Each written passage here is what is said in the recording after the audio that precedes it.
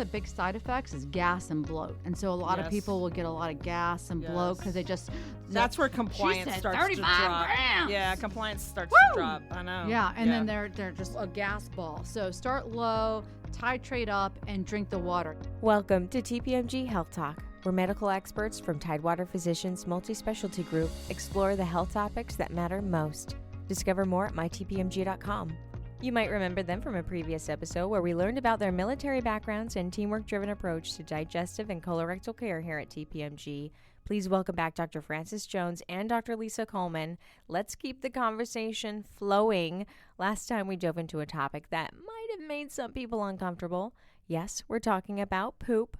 You both encourage patients to take photos of anything unusual they notice. A picture can really help explain what's going on. I was thinking as I scrolled down through my photos how often it would come up if you're documenting daily or multiple times a day. So the question is, how long should someone keep documenting what they see on the toilet before coming in, especially when doctor visits might be weeks or even months away? I know we can maybe make a folder, but I was going to recommend a folder. Yeah. I was going to say maybe but a how folder. long does someone document such things? I don't know. And my sense is you're just kind of looking for trends. I think that there can be an obsessive type thing. You can get too fixated on it after a while, and then it becomes unhelpful. So what you want is just enough information to give your doctor enough information to be able to make decisions. But if you're obsessing day to day and you're doing this long term and you're really fixated on the minutia and the nuances that we really, it's just part of life, then it's not as helpful. And all you're going to do is drive anxiety. Yeah. What do you think? And you shouldn't be taking pictures of your poop like that. When we say we want pictures, we're saying if you have, something that you feel that's coming in and coming out, when you're bearing down, that's what we want the picture of to see. Is it a hemorrhoid? Is it mucosal prolapse? Is it, and if it's a hemorrhoid, is it internal, external? That's what we want. If you're talking about your stool and you're having changes in your stool, like constipation, and you're trying to photo document that stool, that's not helpful. What I would rather you do is download a free app. And right now, I'm in love with Happy Poop. Are you really? Yes. That's the name? I am in love I love the with name of Happy that. Poop. I did not know about this. You've opened my eyes. I know. I'm downloading it right now. Download Happy Poop. It's so We are not cute. sponsored by them. We are not sponsored by them. So I do need Nor to reach out do you to get them. any incentives or anything else. No, Okay. I don't get any incentives. But the reason why I tell But you'd like to. If they'd call, yeah, you would take an incentive. I would take an incentive. I think you should. Okay. I'm available. No, Happy Poop, please call. P, I will be your spokesperson. So what I like is free, okay? Free app is what I want, right? So I just tell people, download any free app, put in your app store, Stool Diary. There's a ton of them. They're free. Don't pay. And so my patients do that. And then they log their logs, okay? That's what I want them to do. Log. This is my life. My patients are laughing right now because they've heard me say this. Log your logs. And then I start laughing and we all laugh. And because what all of these stool apps do is we have a standardized stool rating system called the Bristol Stool Scale, okay? And this is a scientific verified scale from really hard, tiny little rabbit poops, which is Bristol type 1, to regular smooth log, which is Bristol type 4, to just plain water, which is Bristol type 7, and all the in between. And so when you date, time, tell us what type this is, was there any incontinence or seepage, what medications were you taking at the time, then when you bring this data in, then we can identify trends, all right? Because some people will come in and say, I have diarrhea. And then once they log their logs on Happy Poop app, actually a patient brought me that app, and I fell in love with it because that actually has pie charts with the app. It's really easy to visualize there. This is so cute. I just pulled it up right now on the App Store, and it's this cute little poop emoji, Happy Poop Toilet Journal Log. I will tell you right now, on the App Store, it has 5 stars, 4.8 rating. Okay, that doesn't happen that often where everybody's really happy with an app. But this one, doctor recommended. Yeah, this is great. My patient downloaded this particular app. They brought it in. They showed it to us. And we just went gaga goo goo over the data that it provided for us to review. And it was easy to look at and quickly screen in a visit. Because some people will say they have diarrhea, but what they really have is constipation. And they're not going for 5 days. And then they get the fecal plug out. And then everything else comes out because it's just built up barostatic pressure in the colon. And so now they have 4 or 5 movements and they can't get out for 24 hours and then they can't poop for another 5 days. Yeah. Okay, so what we have to do is fix the constipation and then we'll prevent the diarrhea. So instead of taking a picture of your poop, how about you log your logs, and that'll be more helpful. Well, speaking of constipation, it's something that I think we all experience. Can constipation be a signal rather than emergency? And why isn't it always a bad thing? Or is it? It's so common. It's so common. So prevalent. So common. I mean, people come in all the time. Yeah. I'm sure we both have our approaches. When somebody comes in, they say, I have constipation. I can't poop. I have constipation. Nothing helps, doc. Doc, nothing. I've tried everything. Yeah. This is the way patients generally come in. I've tried everything, doc. Generally, people come into me. I'm sure they come into you, doc. I've tried everything. I just can't have a bowel movement. I'm so uncomfortable. I've tried everything. How do you approach that patient? I'll tell you what I do after. Yeah. You know what I mean? I'd like to hear what you as do. a board certified gastroenterologist, they usually haven't tried everything. Exactly. That's my point. I can make you poop. I've got so much. If that's the biggest thing that I could say and that I wanted to get out of this is that we always hear, I've tried everything. Yeah.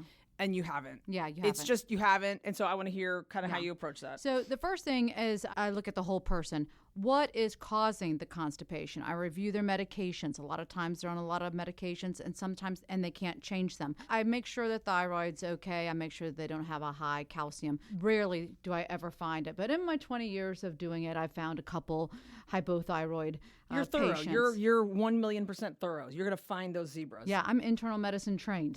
So we Do start not at the all beginning. gastroenterologists do that? I don't know what they do. I only know what I do. I love that. She's one of the best. I'm so, sure. You know I'm what I mean? sure they the do. best. I'm the sure best. they do. But because we're all internal medicine trained, and then we do a fellowship in gastroenterology. So you're looking at the whole person. You're looking at what meds there are. What are their other diagnoses? I got patients that have Parkinson's disease, MS, and all of these other Ehlers-Danlos syndrome. Very common neuromuscular problems. I'm seeing both of those in the last week. That create motility disorder. So once we kind of look at all of these things and we ruled out anything else that I can fix systemically or change medicine-wise, then we start with treatment. So then I do a thorough history of what have they tried. Yes, so that's so big. I mean, that's really the most critical thing. And people just say, I tried this. And I'm sure for you, it's the same thing. It's like, well, okay, what have you tried? Well, I tried it all.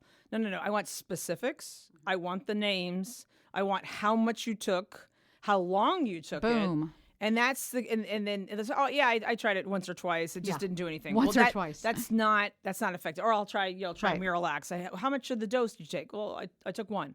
Yeah, one. It's not adequate. That's so right. that is really super critical. Is exactly what did you take? Over how long a period did you take it? Because a lot of people don't take it long enough. Correct. And then they don't take enough. But anyway, so yeah. So once we get that history, then we can start providing education and coming up with a treatment plan. So it might be reusing the things that they used, but educating them that, hey, okay, this is not going to work right away. It's not a stimulant. It's as osmotic. It's going to pull water in, but you got to get past the stool that's already in there. So in a couple days with regular use, and we're talking about Miralax here. I use that one a lot because it's so titratable. Because it's a powder, you can adjust the dose. So for patients that are like, oh, I've tried Miralax, but I had diarrhea. Okay, well, great. So we know it works. Okay. So now we just got to find the right dose for you. I have some women in Williamsburg, they do a teaspoon a day in their tea, so it's completely titratable. I have other people with Miralax that say that it doesn't work for them at all. Doesn't work for them at all. And then I'll say, so Dr. Jones did a colonoscopy on you, right? Like 3 months ago? Yeah, they did. So what did she give you? Did she give you Miralax? Yeah. And I said, did she abort your colonoscopy? They said, no, she got it done. Well, then obviously the Miralax works. It worked. It works because This is an over-counter medication. Yes. Yeah. Cheap and easy. So Yeah. that's another thing I look at. I look at things that are affordable, right? The cost of medicine, the cost of everything is so outrageous. The best medicine is the one that works and that people are going to take that they can afford. So I take that into consideration. But if they have tried everything, then I have lots of other prescription medications that are available. We have secretagogues. We have retinagogues. Oh, my Lord. I know, isn't that hot? Yeah. Okay. But secretagogues you may have heard of, like Linzess, Amitiza, and Trulance. Those are all secretagogues. They activate in different mechanisms a chloride channel that puts chloride into the lumen that causes water to follow it. And so that causes the poop to move, okay? Water to flush the pipes. But if those don't work, then they now have retinagogues out. That came out actually in 2018 and been picking up speed, and that is, why am I blanking on the name? Well, I was just thinking about the name. Generally, when we talk about things that help bowel movements, there's two main categories. She's talking about secretagogues and demagogues and all these other things. But when I think about it as generally two large categories for laxatives. One is going to be an osmotic laxative, which is what she's talking about, secreting, getting more water into your stool. There's different pathways in order to get more water in your stool, and those are the medications she's talking about. But Miralax is also one of them. So in different forms and different chemical formations, it's going to pull water in your stool. So you have an osmosis, more water, more liquid. So an osmotic laxative is going to soften your stool by adding more water to it. Then you have stimulant laxatives. And I tell people that's your squeeze. That's your irritant that's going to try to activate the muscles that we have lining our colon. That's going to try to squeeze whatever is in there through. So those are the two main categories. And what we like to start with first are osmotic laxatives. And so if people have an understanding of kind of what they're taking, I say, we want to get this stool softer in certain situations. And in another situation, I might need to add a squeeze to it. I need to add a stimulant laxatives. That would be more like a Senna or some type of Senecot product. Biscotal is another one, or Dulcolax is the brand name. So that is going to cause a squeeze as opposed to watering down or an osmotic laxative. And those are our two main ones. And then within the prescription categories, there are some others. And those are the ones that are definitely within Dr. Jones's purview more than I do because I don't do the prescription stuff. Right. But that's the general categories. Yeah, I agree. We like to start off with the osmotic, the over-counter stuff. But when you need a prescription, then we usually go to the secretagogues, which there are 3 different medications in that class. And then the retinagogues, which was Tenanopor, which is Ibsrela. And that was just approved in 2018. So it's a newer medication on the market, and you are required to fail the other medications first before. So it's not a first-line agent yet. You have to fail one of these other products before your insurance will cover it. But it works really, really well. It blocks sodium absorption so that the sodium stays in. So that's why they call it a retinagogue, because you're not absorbing it. It's just blocking it. You're retaining sodium. Yeah, so you take it with food. Okay. Because everyone's food's got sodium in it. Even if you're on a low salt diet, it's still got sodium in it. So it blocks that sodium absorption so that water stays in the colon and comes out. So it works in a different way. Right. So, which is helpful. What was that third one? The chloride channel that put chloride into, there's 3 of them. There's Amitiza, there is Linzess, and then there's Trulance. And those are all the brand names, okay? I'm just giving you the brand names. That's what you're going to see on TV. So those activate chloride channels in different ways. They all have a slightly different way that they activate the chloride channel. And that puts chloride into the lumen, water follows it. And then you have Ibsrela, which is new, first in its class, that blocks sodium absorption, water follows it. So these all are going to keep a solute in so water can follow it. And then we have pro-motility agents. So prucalopride, which is Motegrity, is out on the market. I like that one a lot. Real expensive, hard to get approved. Again, you have to fail these. But that actually activates serotonin receptor and actually causes contraction. So that's why I like that one, because it actually causes gives the contraction. Squeeze. It gives the squeeze. Yeah. But it's really expensive. So a lot of times if I can't get that approved, I'm going back to Senna because it's cheap, it's easy, and try trading that up. And a lot of people used to say, oh, you can't take it, it's addicting. It is not. It's not addicting to the colon. The colon doesn't work. You need it because the colon doesn't work. You make such a good point. I tell people this all the time. People they say, well, am I have to take it forever? And I say, well, do you take your blood pressure medication forever? Or do you just stop it and all of a sudden your blood pressure works? Right. Well, somebody who's a diabetic, right? Do you just stop all of a sudden being a diabetic? Does your pancreas suddenly start working again? And so what I say to people is the colon is an organ, just like your pancreas is an organ that might not function, or your thyroid is an organ that might not function and you need medication. Your colon is an organ, and at some point in time, if it's not functioning, this is not somebody who's like taking laxatives to just try to lose weight or something, you know what I mean? Or is fixated or some other reason. If your colon is no longer functioning, this is the medication that we have to give you every day. And they'll say, well, I just want to have a normal poop. Well, you won't. A diabetic wants to not be a diabetic also, but you're just a diabetic now, you know what I mean? Or you have hypertension now, or now you're hypothyroid. You can't just suddenly have your colon work and behave in a way, but people expect that of their colon, that I want to just poop normally. Well, in some cases, you're not. So we just got to get a quality of life improvement. But I think that concept kind of blows people's minds when they're in the office with me, because they really just think like, how can you get my colon normal again? And I don't want to do it with meds. And I think that, I say that these are the meds. We use meds in medicine to help organs that are in dysfunction. Right. And then colon is an organ like anything else. And so might need a lifelong med, because we take a medication to help something, whether it's the thyroid or the pancreas, because if we don't, there is a consequence to not doing that, right? So if I let my blood pressure get really high, I might have a stroke. I might have a heart attack, whatever the high blood pressure is. I might hurt my kidneys. There is a consequence to not treating something.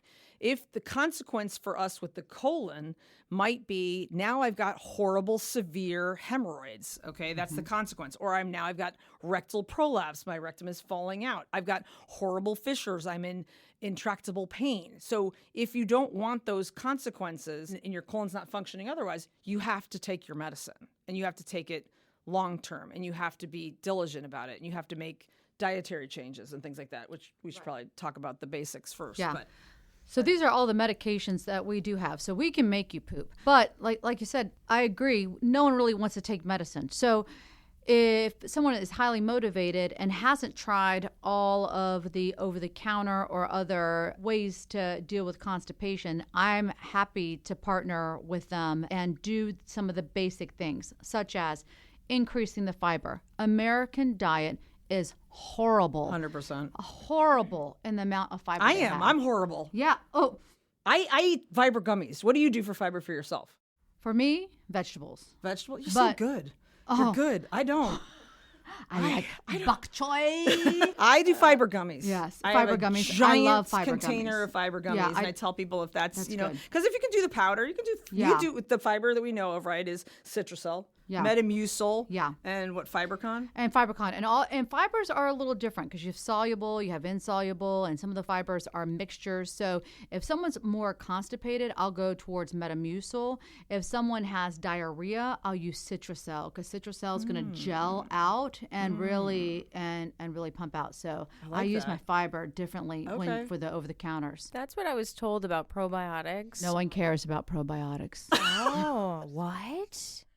What it's is a this? $1 billion industry that no one can prove if it helps you or not. Interesting. Okay. In fact, the studies are so all over the place. They took them out of the IBS guidelines. They're no longer in the IBS guidelines. She's smashing ceilings. Wow. Well, this is. I am not going to be their spokesperson.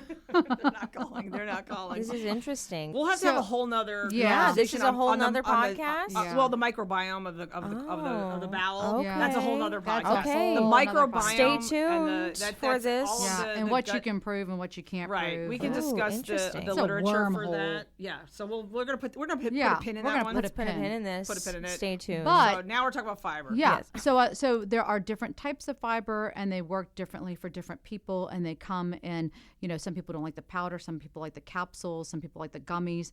So you just got to try, and see what you like. But essentially, our our diets are horrible, and you really want to go for 20 to 35 grams of fiber to really get going. But when you take that fiber, if you're constipated, you can't do it without the water because you're going to make your symptoms worse. Right. And if you haven't taken fiber before, start low and then titrate up, because one of the big side effects is gas and bloat. And so a lot of people will get a lot of gas and bloat because they just... That's where compliance starts to drop. Grams. Yeah, compliance starts to drop. I know. Yeah, and then they're just a gas ball. So start low, titrate up, and drink the water. You really need, if you're constipated, to be drinking, 1 to 2 liters of water a day. But doc, I'm the patient. But doc, I get plenty of fiber. I eat lettuce all the time. Lettuce. I don't think. Are you constipated?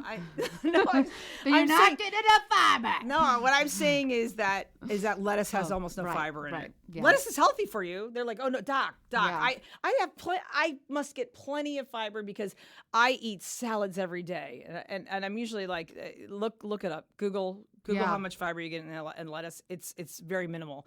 The things that have fiber are going to be your legumes, right? It's going to be your beans. It's going to be your peas. Some it's fruits. Going to be something like that. Now, raspberries. Yes. Blackberries, avocados, chia seeds. That's what I always talk about people. Chia seeds has the highest fiber count. You put that a little bit, sprinkle it into your cereal, sprinkle it into your yogurt. But not a week before your colonoscopy, for the love of God. Okay, yes, true. We don't want chia seeds. In my existence, chia seeds. Chia seeds will block during a colonoscopy. They'll block your... it happens too often. Yeah, it can block the little channels. Yeah. But otherwise, for fiber content, chia seeds... That's good. That's a pearl. So when I approach a patient, when they come into my office, I always say, look, I'm going to optimize your natural health first. We might get to laxatives. Yeah. We might not. But I'm going to tell you right now, we're going to completely optimize all the supplements and all the things, which not probiotics, but we're going to do the supplements. So one, I say increase your fiber, however you're going to do it. I say chia seeds are going to be the best. Add the gummies if you have to, or the powders, whatever it is to get your fiber up.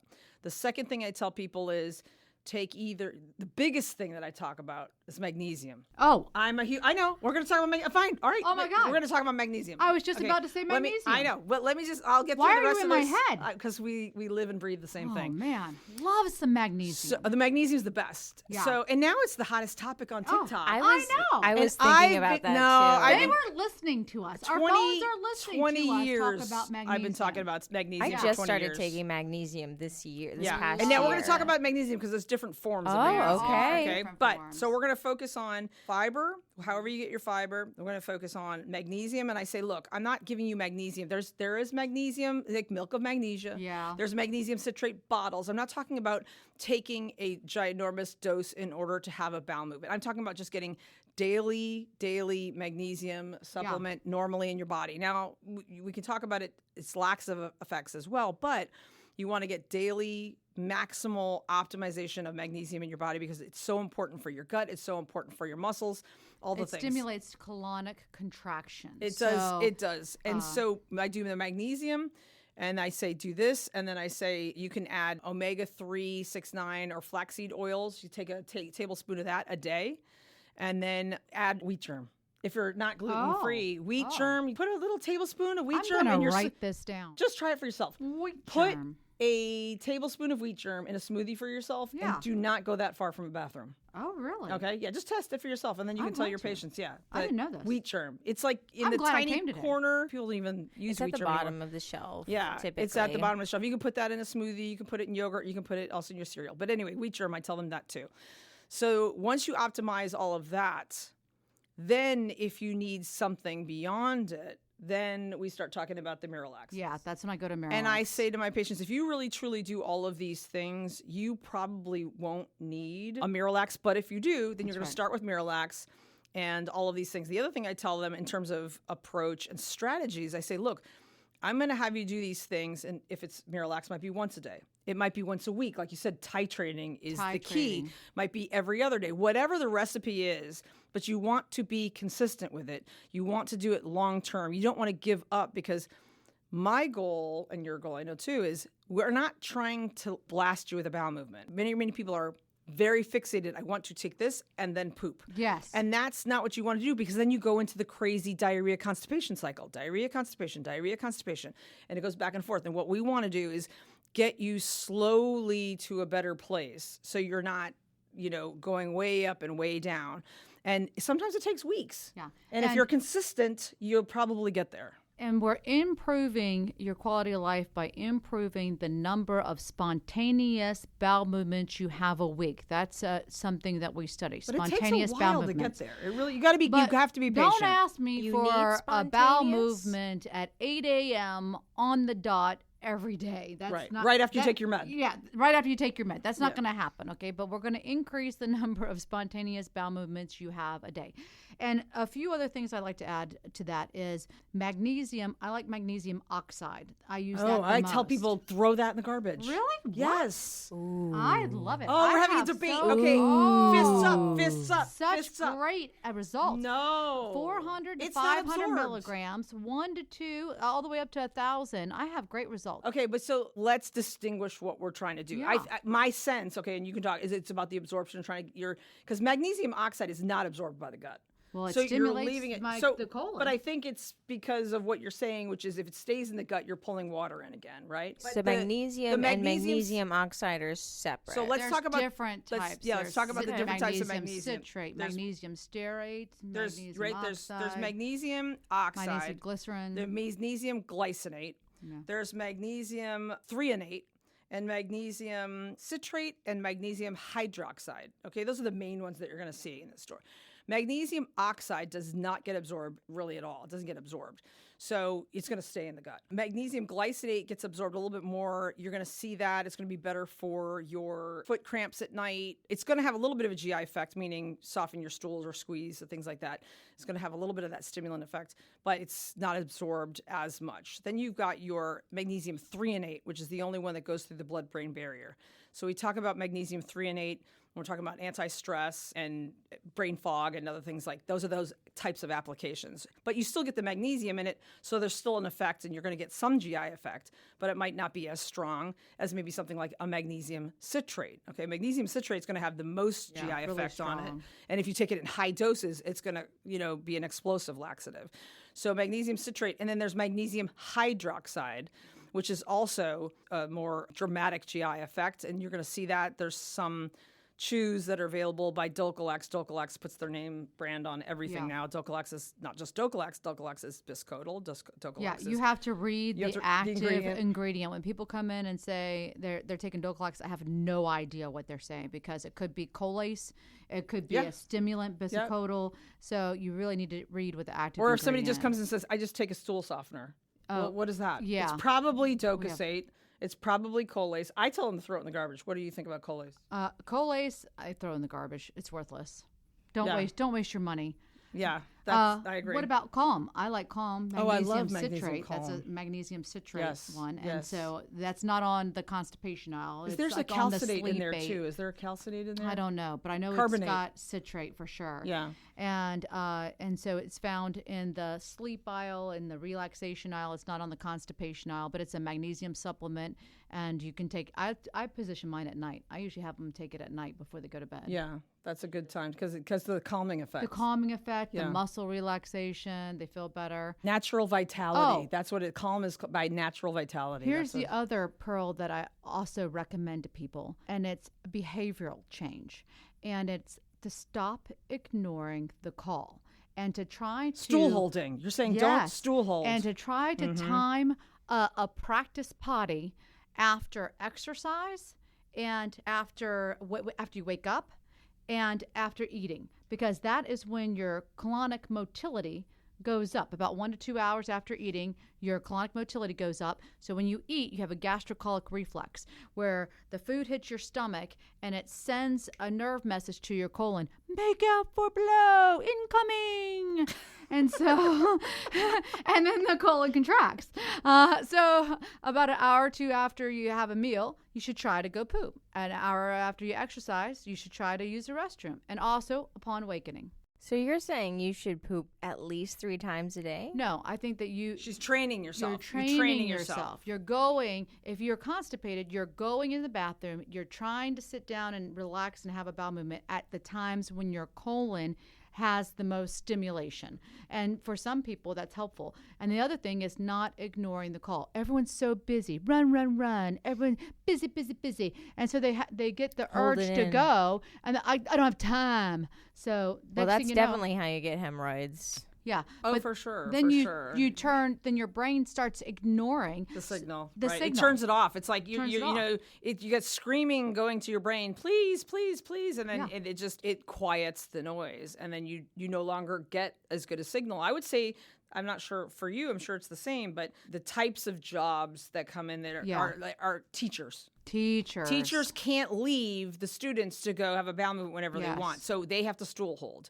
Yeah. Police officers, they're, in the middle of like some kind of whatever chase, they're doing something, they got perps and things. You know what I mean? So they're busy. They stool hold. So my police officers or anybody in law enforcement, teachers are surgeons. Surgeons are notorious for stool holding. Large colectomy that can't get out. And we're thankful. Yes, we're thankful. And then the other thing is, once we start treating people and we're following their stool diary, we're titrating the medications. I say, one, don't give up. Keep coming back. We're going to get there. Right. But then people get impatient. Yeah. I like to listen to their story, because sometimes they're telling me a story. It's like, I can't initiate the bowel movement. And then once it gets going, it's better. So then I think, is there a dysenergic defecation? Are they not coordinating their muscles properly to get it out? Or do they have functional obstruction from hemorrhoidal tissue?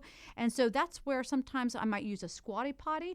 I was literally about to ask you. Yeah. I had it in my head. Oh my God, that makes me so excited. I love the squatty potty. I do too. I'm full stop. Yeah, it changes the direction of the pelvic floor. But the other thing that I do is then I refer them to Dr. Coleman, because I want them to get an anal rectal manometry, because I want to see how is their rectum squeezing.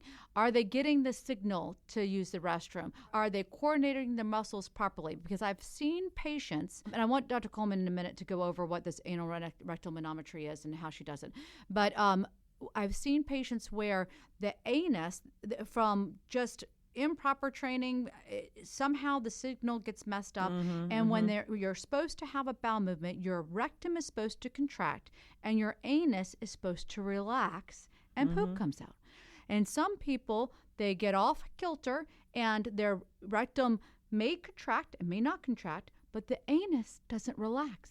And now you're trying to push poop through a closed door. Closed door. It don't work. Closed door. I say it all the time. It's closed so door. hard. Yeah. And we have treatments for that. We have biofeedback, where we can send you to physical therapy for the pelvic floor to retrain your brain, where they have a catheter and you can watch yourself relax the anus. Oh, this is what this feels like. And you practice it, and you practice different abdominal muscles, but you have to get it diagnosed.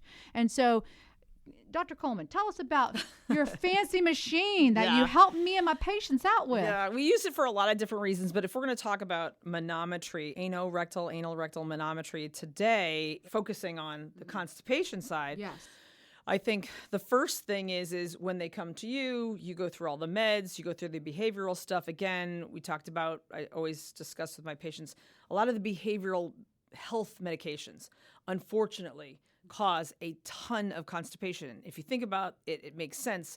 Behavioral health medications work on our neural system, okay? They're working on the nerves or the synapses or whatever it is that we need. We have a lot of synapses a lot of nerves in the gut, in the small intestine as well as the large intestine. And so these medications cause constipation. So you have to counteract that in general. So she's going to go through your medications. She's going to put you on a regimen. The other important thing we talk about constipation is there a structural reason for the constipation? So Dr. Jones is going to do a colonoscopy to make sure you don't have a stricture or a blockage or a mass that's causing a stricture. Like, you don't want to give somebody these squeeze laxatives. That's why you always see on the bottle, it just says like only take for a week. We have you take it more than a week because we've already figured out you don't have a blockage.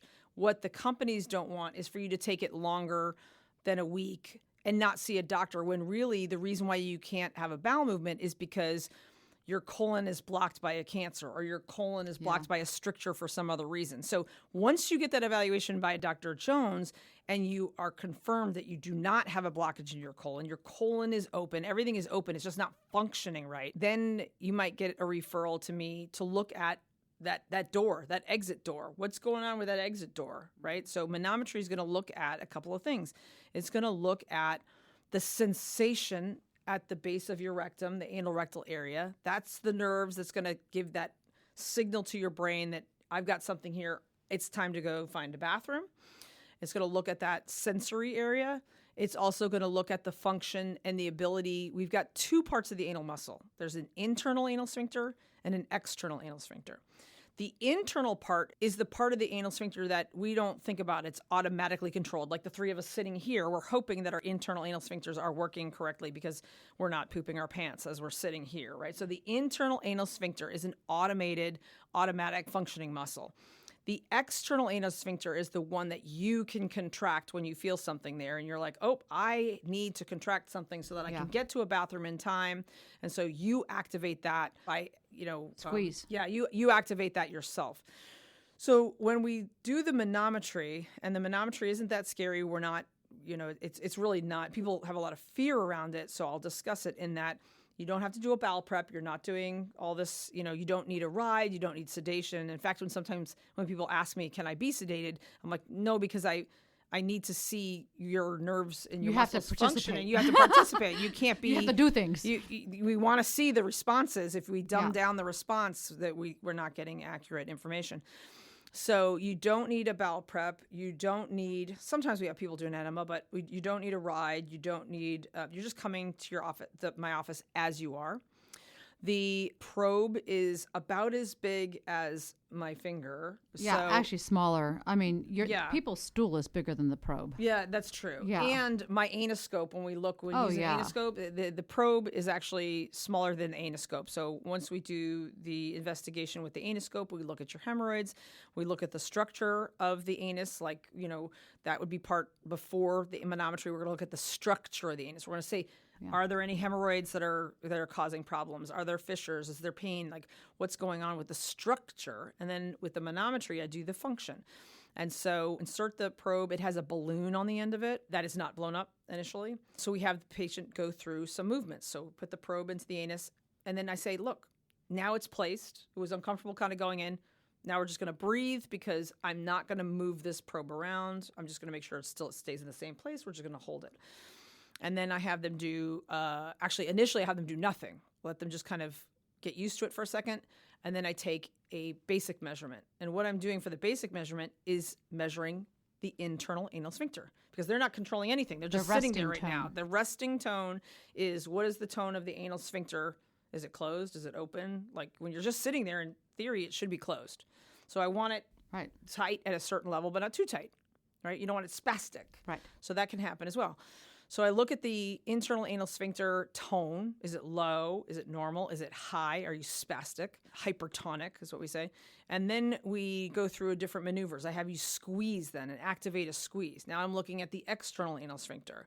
And I'm saying, can you get enough squeeze? Are you able to feel confident that, you're able to have adequate squeeze and that your anus muscle isn't compromised?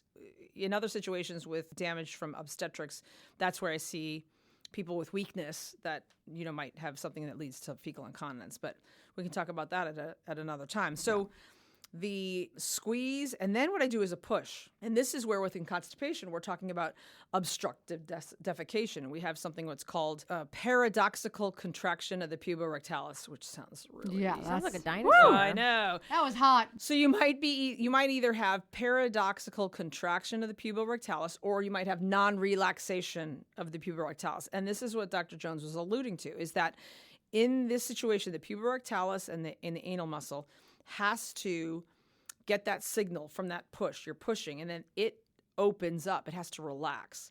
And in this scenario, when I have someone push, if they have dyssynergic or dysfunctional defecation, you're going to get a lack of coordination of these muscles.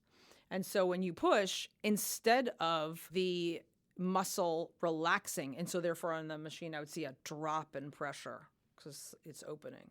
I'll either see no drop in pressure, which is non-relaxation of the puborectalis, which is a problem, or I get an increase in pressure.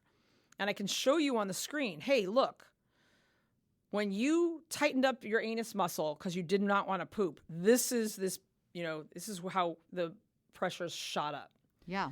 Then I had you push, right? And you want to get your bowel movement out. So you should have it drop. And look at the graph again. It's skyrocketing and increasing in pressure again. So when they see that, they go, oh, wow, I'm actually closing my door. When I tighten up, I'm closing my door. When I push and I'm trying to open my door, I'm actually closing my door, the anus. So, and you can see that on the graph. You can see that the pressures increase. And that's called paradoxical contraction, meaning it's not supposed to contract. It's actually supposed to relax. And it causes a type of constipation that we call dysenergic defecation. And this can be treated with biofeedback. And so Dr. Rao did a lot of different studies looking at anal rectum manometry and biofeedback, and people with this type of constipation, more than 80% of them can get back to normal bowel movements with little or no medication just from physical therapy. Yeah, it is something that's really important and utilized, and it's the most what would you call it, like natural thing that like least invasive thing you can do.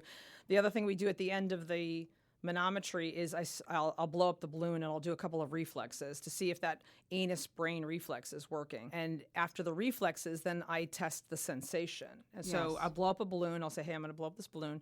I want you to first notice, when you first notice that I'm doing something, we call that first sensation. And then I'll blow it up more and then I say, tell me when you have your first urge to have a bowel movement so that you would leave me to go find a bowel. If we were talking, it would be that so much of an urge that you would leave me to go find a bathroom. And then the last is the maximum amount of stretch that your rectum can take. You cannot possibly take any more volume. It's just the maximum pain, the maximum stretch of the rectum, like your bucket filling up. And what we find with that when we're talking about dysenergic defecation is when you have stool holding and you've turned off that signal, I can keep blowing up that balloon and blowing it up. And it's like, nobody hears anything. You've just dumbed down those nerves, you know what I mean? Because the rectum screamed too many times and nobody listened. And so it just goes, okay, we're just going to turn down that volume. I would say that more commonly, like besides the functional stool holding, that people can develop as kids, because kids have these fears. If they get a fissure or something as a kid, they get a little tear. They don't want that pain, so then they learn to stool hold because they're fearful of having bowel movements. Adults can do the same. One day you just happen to have a fissure. You just happen to tear from a bad episode, a bad bowel movement. You tear that day, or maybe you had a thrombosed external hemorrhoid. Your body remembers that pain. And I tell people all the time when they come into me, it's like, if you've got like let's talk about football, right? You got a guy, a quarterback who throws straight. He doesn't have to think about how he throws. He doesn't have to think about the 500 muscles that he's moving in order to make this thing throw straight. He just throws straight. Now he has an injury, shoulder injury, right? And so now he's in pain, he's hurting, he doesn't throw his ball. He finishes or recovers from this injury. But his body remembers that pain, and so it starts to, he throws wonky because it's trying to protect, your shoulder's trying to protect itself, right? So it starts to throw, he can't throw straight, because the body remembers that pain. So what does he do? He's going to go to physical therapy. Yeah. He's going to have all the physical therapists work on him so that he can then drive straight and then but you have to think about it first. You have to think about it. Throw. And then you don't have to think about it anymore because you've retrained your muscles to coordinate appropriately to drive straight. Yeah. And the same thing with your bowel movements. You've got to retrain those muscles because it remembered the trauma. It remembered the fissure. It remembered the hemorrhoid. And it could be from 20 years ago. And sometimes you can't identify what caused you to develop this dysenergic defecation.